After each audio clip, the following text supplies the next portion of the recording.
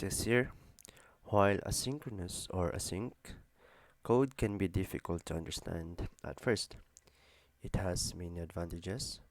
One of the most important is that it allows you to write non-blocking code. What is that? I do not know. It says it refers to code that does not cause the program to wait for a certain task. Okay.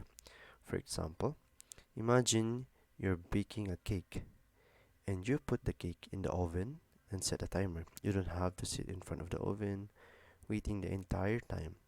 You can wash dishes, read a book, or do anything else while you wait for the timer to go off. Async code works in a similar way.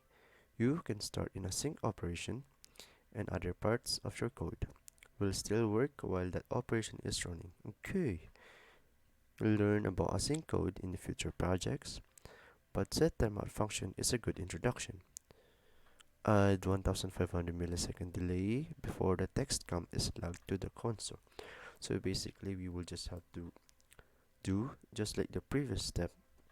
So we cut and then call our set timeout function, and then add a callback function with the body. Don't forget the semicolon, and then we would have to log the comp.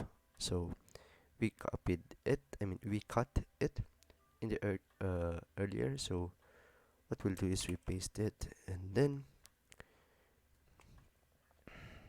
it also says here add millisecond delay. So what it's trying to do is we add a second argument, the 1500.